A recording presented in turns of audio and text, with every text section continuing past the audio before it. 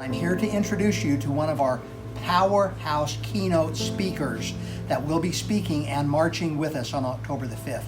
Tanya Brown is a name that you may not be familiar with until I tell you who her family is. Tanya's family came into the national spotlight 25 years ago when her sister, Nicole Simpson Brown, died at the hands of her husband. Anyway, Nicole is a huge advocate for child abuse awareness, child abuse prevention, and other areas of trauma. So now let's talk to Tanya. So for the folks that are going to view this, I'd like to ask you, first of all, just to tell us a little bit about yourself. Well, 25 years ago, my sister, Nicole Brown Simpson, was murdered, and my family was thrusted into, obviously, as the globe knows, into a media circus. And from that experience, the court trials, etc., Nicole's abuse and domestic abuse was admissible in court at that time. Not right away, but in time, it was admissible in court. And just because there were cameras in the courtroom, it exposed Simpson to what he did. Now, in the state of California, when children are in the home, it's considered child abuse. And I don't know what the laws are in Utah, but we'll talk about that shortly. But from getting educated on domestic violence, going to school, studying it, on more of a educational level, not so much of a personal level or indirect experience, we were just thrusted into this cause. Yeah. And so 25 years later, here we are. I also am an advocate for mental health and wellness. I survived an attempted suicide.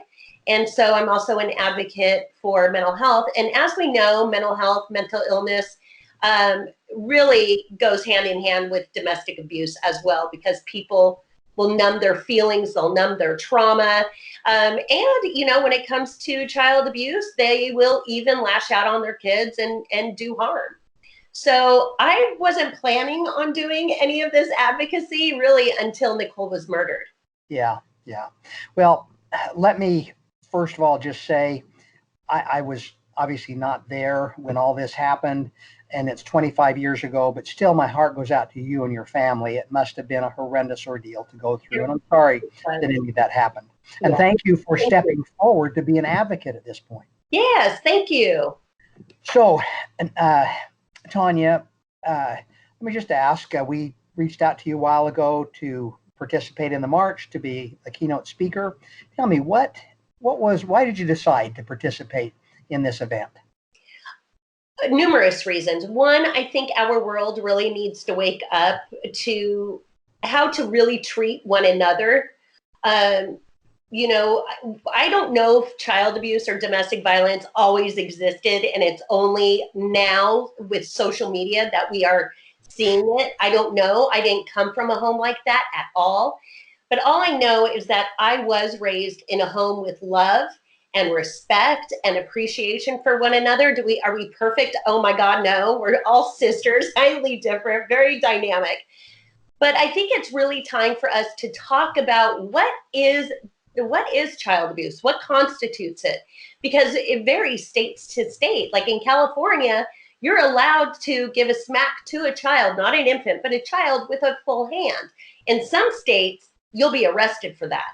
So I just think, being Nicole's sister can open up doors, and so I choose to do that. And I want people to know that even though you don't come from a family like that, like ours perhaps, but let's give you a side of what love and respect looks like. Because so often people come to me and they say, I never knew families like yours even existed. Our goal is to eliminate child abuse. In your experience or your opinion, what would be the number one thing that society could do to work towards eliminating child abuse? I believe we all should practice get ourselves educated. It's the internet is at our fingertips. We live in the World Wide Web. We don't need dictionaries. We don't need encyclopedias anymore. All the information we need to know is on the computer. So I really want to educate the people who are participating in the march. I want legislation who may or may not be participating in the march. But it's time that people really listen and get educated so we can start empowering our children. You know, a simple thing that a parent can do is lift your child up, you know, acknowledge them for the small things that they've done instead of being punitive and putting them down or defaming their character. So, you know, I think just really education and start empowering the kids, because they are our generation. I know that sounds very cliche and we hear it all the time, but they are our future. And if we don't start changing the culture of our world as we see it today, it's only going to get worse. Yeah. Education, education, education. Okay, and that is one of the major things that we are calling for. Protect Every Child is training, that every institution should have comprehensive training on the issues around child abuse and how to prevent it. So the final thing, what's something that you would like to say to those that are watching this video, and especially those that are considering whether or not to come to the march?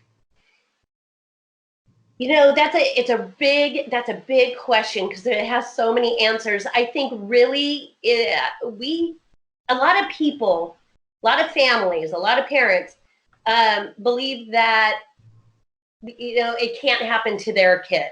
So say, for example, if I was dating somebody and I had children in the home, and maybe this person who I was dating only for maybe like a few weeks, I welcome him into my home around my children, kind of being maybe the quote unquote like caregiver of the family while maybe I'm at work. Don't think that it can't happen to your kid. I want people to start really maybe doing some background checks on who they welcome into their personal and professional circle, whether that's, you know, what kind of, just like a simple relationship, or if it's a serious relationship, or if it's just a dating experience. Do a background check. These are children, and it is your job and your duty to protect the children. Okay, well, super. Again, Tanya, I want to thank you for being a strong advocate for children and others who have suffered trauma, and an advocate for those that have not, but we want to keep out of harm's way. Right. So I'm looking forward to meeting you in 1 week from today. Fabulous. I look forward to it. Okay, super. Take care. I'll see you soon.